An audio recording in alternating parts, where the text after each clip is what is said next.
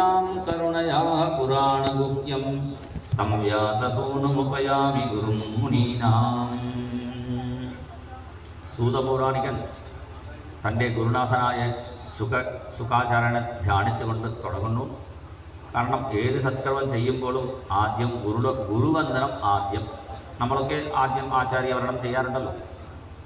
ആദ്യം തിരുവടി മുതൽ തിരുമുടി പര്യന്തം ഗുരുനാഥനെ ധ്യാനിക്കണം. ആപാദമൗളി പര്യന്തം ഗുരുണാമാകൃതിം സ്മരേത് തേന വിഘ്നാ പ്രണശ്യന്തി സിദ്ധ്യന്തി ച മനോരഥാഃ. അത് ഗുരുനാഥനെ ധ്യാനിച്ചുകൊണ്ട് കർമ്മം തുടങ്ങിയാൽ ഇത് നല്ല വിധമായി സമർപ്പിക്കാൻ സാധിക്കും. ആ ഗുരുനാഥൻ്റെ തിരുവടിക്കാണ് കൂടുതൽ പ്രാധാന്യം. ശീതലചരണം കോമളചരണം ശീതലചരണം കോമളചരണം മഞ്ജുളചരണം മമ ഗുരുചരണം മഞ്ജുളചരണം മമ ഗുരുചരണം അദ്ഭുതചരണമനുഗ്രഹചരണം അദ്ഭുതചരണമനുഗ്രഹചരണം സദ്ഗുരുചരണം സദാ ഭജാമ്യഹം സദ്ഗുരുചരണം സദാ ഭജാമ്യഹം. ശീതളചരണം കോമളചരണം ശീതളചരണം കോമളചരണം മഞ്ജുളചരണം മമ ഗുരുചരണം മഞ്ജുളചരണം മമ ഗുരുചരണം. ശുകാചാര്യൻ ആരാണ് ചോദിച്ചാൽ കൗശികി സംഹിത അതിൽ ഭാഗവതം എങ്ങനെ സപ്താഹമായിട്ട് നടത്തണം, എങ്ങനെ 15 ദിവസം കൊണ്ട് നടത്താം, 1 മാസം കൊണ്ട് എങ്ങനെ നടത്താം, അങ്ങനെ പല വിധികൾ അവിടെ പറഞ്ഞിട്ടുണ്ട്. അതിൽ ശുകൻ്റെ കഥ വിസ്തരിച്ച് പറഞ്ഞിട്ടുണ്ട്. പണ്ട് മഹാദേവൻ പാർവതിയോട് പറഞ്ഞു, ഞങ്ങൾക്ക് രഹസ്യമായ ഒരു പുരാണം പറഞ്ഞു കൊടുക്കാൻ പോകുന്നു. ഇത് നീ ശ്രദ്ധിച്ച് കേൾക്കണം. ഞാൻ കണ്ണടച്ച് നിനക്ക് ആ രഹസ്യമായ പുരാണം ഭാഗവതം പറഞ്ഞു കൊടുക്കും. അപ്പോൾ നീ കേൾക്കുമ്പോൾ നീ കേൾക്കുന്നുണ്ടോ അത് എനിക്കറിയണ്ടേ. അപ്പോൾ ഓരോ ശ്ലോകം പറഞ്ഞ ശേഷം കുട്ടികളെ പോലെ കഥ കേൾക്കണം. കുട്ടികൾക്ക് കഥ അങ്ങനെയല്ലേ. പണ്ട് ഒരു രാജാവ് ഉണ്ടായിരുന്നു. ആ രാജാവിന് ഒരു ഭാര്യ ഉണ്ടായിരുന്നു.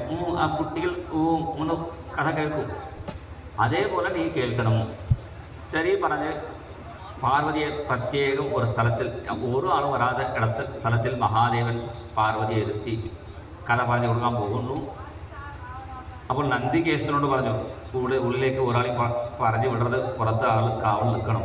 മിക്കവാറും എല്ലാ ശിവക്ഷേത്രത്തിലും ഒരു നന്ദികേശ്വരം ഉണ്ടാവും. ഇവിടെ കണ്ടില്ലേ എന്നാ കാരണം ചോദിക്കണം. അപ്പോൾ നന്ദികേശൻ്റെ കാവൽ വച്ചിട്ട് ഇവിടെ മിക്കവാറും എല്ലാവരും വണ്ടിയുടെ നിൽക്കാറുള്ളൂ. എല്ലാ ഭഗവാനും ഒരു വാഹനം പോലെ വൃഷഭ വാഹനം ഉണ്ടാവും. അപ്പോൾ നന്ദികേശനെ പുറത്ത് നിർത്തി പിന്നെ കഥ പറയാൻ തുടങ്ങി. ശ്രീ മഹാദേവൻ പാർവതിക്ക് പ്രഥമസ്കന്ധം മുതൽ തുടങ്ങി ജന്മാദ്യസ്യൻ ഓരോ ശ്ലോകം ചൊല്ലിയ ശേഷം കേട്ടുകൊണ്ടിരുന്നു. ദശമസ്കന്ധം വരെ പാർവതി സുഖമായിട്ട് കേട്ടു. പിന്നെ ഏകാദശസ്കന്ധം കേൾക്കുമ്പോൾ അതൊന്നും കഥ ഒന്നും ഇല്ലല്ലോ. കഥ കേൾക്കുമ്പോൾ നല്ല കൗതുകം ഉണ്ടാവും. ഒരു ഉപദേശം മാത്രം പറയാൻ തുടങ്ങിയപ്പോൾ പാർവതി ഉറങ്ങിപ്പോയി. പാർവതി ഉറങ്ങിയ സമയത്ത് അവിടെ അടുത്തൊരു കിളി ഉണ്ടായിരുന്നു. ആ കിളി അത് കേൾക്കാൻ തുടങ്ങി. അപ്പോൾ മഹാദേവൻ വാസ്കന്ധം സമർപ്പിച്ച് പിന്നെ പാർവതിയോട് ചോദിച്ചു, മുഴുവനും കേട്ടുപോകും. അപ്പോൾ പാർവതി സത്യം പറഞ്ഞു, ഞാൻ ദശമസ്കന്ധം വരെ കേട്ടുള്ളൂ, പിന്നെ ഞാൻ കേട്ടിട്ടില്ല. ഇപ്പോൾ വേറെ ആൾ ഇവിടെ കേട്ടിട്ടുണ്ടല്ലോ, ഒരു ശബ്ദം കേട്ടല്ലോ. ഇപ്പോൾ കണ്ടപ്പോൾ കിളി, ഈ കിളി എങ്ങനെ വന്നു? ഒന്ന് നന്ദികേശ്വരനെ വിളിച്ചു. ഇവിടെ കിളിയെ ആരെ പറഞ്ഞു വിട്ടു? ഞാൻ പറഞ്ഞു വിട്ടിട്ടില്ല. അപ്പോഴാണ് പാർവതിക്ക് ഓർമ്മ വന്നു, ഇവിടെ ആരെങ്കിലും ഉണ്ടോ നോക്കുമ്പോൾ ഒരു മരിച്ചു പോയ ഒരു കിളിയുടെ മുട്ട വീണ് അത് ഉടഞ്ഞ് മരിച്ചു പോയ ഒരു കിളിയുടെ അണ്ടം അവിടെ ഉണ്ടായിരുന്നു. ഇതുകൊണ്ട് മരിച്ചു പോയ അണ്ടല്ലേ വിചാരിച്ചു.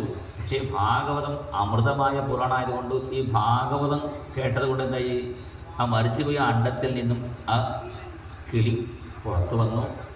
അതാണ് ഇതിവിടെ കേട്ടിരുന്നത്. എന്തായാലും ഈ രഹസ്യമായ പുരാണം ഇത് കിളി കേട്ടല്ലോ, ഇത് പിടിച്ച് വയ്ക്കണമെന്ന് പറഞ്ഞ് ആ കിളിയെ പിടിക്കാൻ മഹാദേവൻ അടുത്ത് വന്നപ്പോൾ കിളി പറക്കാൻ തുടങ്ങി. പുറകിൽ മഹാദേവൻ. അവസാനം ഈ കിളി ഇത് ചെയ്തു, വ്യാസൻ്റെ ആസനത്തിൽ വ്യാസൻ അപ്പം കൊട്ടുവായി വിടുന്ന സമയം ആൾ വയ തുറക്കുമ്പോൾ പെട്ടെന്ന് വ്യാസൻ്റെ വയലേക്ക് ചെല്ലും. അങ്ങനെയാണ് സമയത്ത് കഥയിൽ പറയണു. താത്ത എന്താണെന്ന് പറഞ്ഞാൽ വ്യാസനിൽ ഐക്യമായി ആ കിളി. പിന്നെ വ്യാസൻ്റെ ഭാര്യ അരണിദേവി ഗർഭത്തിലേക്ക് ചെന്നു. ആ ഗർഭത്തിൽ 16 കൊല്ലം ആ കുട്ടി അവിടെ കിടന്നു.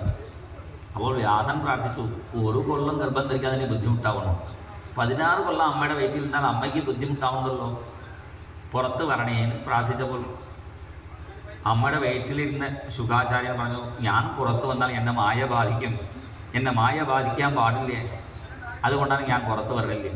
അപ്പോൾ വ്യാസൻ ബ്രഹ്മ വിഷ്ണു ശിവൻ എല്ലാവരെയും വിളിച്ചു അനുഗ്രഹിക്കണേ പ്രാർത്ഥിച്ചപ്പോൾ ബ്രഹ്മ വിഷ്ണു ശിവൻ എല്ലാവരും അനുഗ്രഹിച്ചു, എന്നെ മായ ബാധിക്കില്ലേ. അങ്ങനെ പറഞ്ഞ ശേഷമാണ് 16 കൊല്ലം അമ്മയുടെ ഗർഭപാത്രത്തിൽ ഉള്ളത് കൊണ്ട് പുറത്ത് വരുമ്പോൾ തന്നെ 16 വയസ്സ് കുട്ടിയായി പ്രത്യക്ഷപ്പെട്ടു. തത്രായയോ ഷോഡശവാർഷികാസ്തദാ വ്യാസാത്മജോ ജ്ഞാനമഹാബ്ധിചന്ദ്രമാഃ പ്രേംണ പഠൻ ഭാഗവതം ശനൈഃ. അങ്ങനെ 16 വയസ്സ് ഉണ്ണിയായി പ്രത്യക്ഷപ്പെട്ടു. ആ ഉണ്ണിയെ കണ്ടപ്പോൾ മഹാദേവൻ തൻ്റെ ചൈതന്യം ആ കുട്ടിയിൽ ലയിപ്പിച്ചു. എന്താ കാരണം? മഹാദേവനാണ് ശുകാചാര്യൻ്റെ രൂപത്തിൽ വന്നു. നമുക്ക് 2 ദേവന്മാർ, ഒന്ന് മഹാവിഷ്ണു, ഒന്ന് മഹാദേവൻ. വിഷ്ണു ശിവൻ 2 ദേവന്മാർ പ്രധാനം. അമ്മയെപ്പോലെയാണ് വിഷ്ണു, അച്ഛനെപ്പോലെയാണ് ശിവൻ. ഇവിടെ പറഞ്ഞു കേട്ടു ശങ്കരനാരായണ ഒരു സങ്കല്പമാണ് എന്ന് പറഞ്ഞു കേട്ടു. എന്തായാലും വിഷ്ണുവിൻ്റെ അവതാരമായ വ്യാസൻ നമുക്ക് ഭാഗവതം കൊടുത്തു. വ്യാസായ വിഷ്ണുരൂപായ ആ ഭാഗവതം പ്രചാരണം ചെയ്തത് ശിവൻ്റെ അവതാരമായ ശ്രീശുഖൻ. അങ്ങനെ ശുകാചാര്യൻ സ്വയം ആസ്വദിച്ച് നടന്നു ഈ ഭാഗവതം. പിന്നെ അദ്ദേഹം വിചാരിച്ചു, ഈ ഭാഗവതം എല്ലാവർക്കും കിട്ടിയാൽ നന്നായി. സംസാരിനാം കരുണയാഹ പുരാണഗുഹ്യം. ഈ സംസാര സാഗരത്തിൽ ഇങ്ങനെ കടലിൽ ചെല്ലുന്നവർക്ക് കര എവിടെയാണ് കാണാൻ വേണ്ടി ഒരു ലൈറ്റ് ഹൗസ് വയ്ക്കാറുണ്ട് സമുദ്ര തീരത്ത്. അതിങ്ങനെ കറങ്ങിക്കൊണ്ടിരിക്കും. ആ ലൈറ്റ് നോക്കിയിട്ട് കപ്പൽ തോണി തുഴയുന്നവർക്ക് ഇവിടെയാണ് കര എന്ന് മനസ്സിലാക്കി വരും. അതുപോലെ ഈ സംസാര സാഗരത്തിൽ ചെല്ലുന്നവർക്ക് ഈ ഭാഗവതം പിടിച്ചാൽ കരകയറി ഭഗവാന പാദത്തിൽ ചേരാം. അതിനു വേണ്ടിയാണ് ശുകാചാര്യൻ സംസാരികൾക്ക് വേണ്ടി കൊടുത്തു. സംസാരിനാം കരുണയാഹ പുരാണഗുഹ്യം തം വ്യാസസൂനുപയാമി ഗുരും മുനീനാം.